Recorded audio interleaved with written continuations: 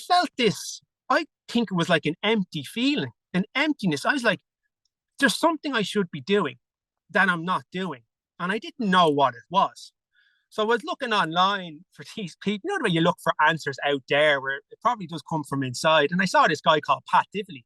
He's kind of this, he was a gym guy, motivating guy. I don't know if he'd like me calling him that title, but that's how I see Pat. And I went to Pat. I drove to Galway and I stayed in the B&B the night before, actually, before this seminar, which is like finding yourself, finding who you are. I can't even remember the title. And I went for health. I went for fitness. I'm going to go back to the gym. I'm going to do this. I'm going to do this. And I was with all these fitness people. It was so funny. Like there was a girl beside me. I think she was like a swimmer for Ireland or something.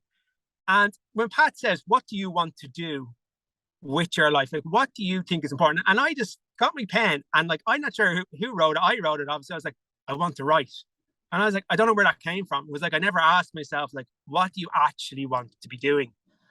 And it was amazing. And I was turning to these fitness people and I was like, I want to write. And they were looking at me like, okay, yeah, well, I want to do like stretching and a couple of gym sessions a day. And it was kind of really out of the comfort zone. And I drove back from Galway and I couldn't that night. And I couldn't actually, there's like a feeling that I've never really had before. It was like, it wasn't in my head. It was like completely down in like my heart. And like, not to get too lovey-dovey about it, but it was really down in my heart and my stomach that it was pounding to write.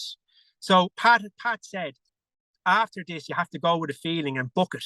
So what I did was I booked a creative writing beginners course with Olive O'Brien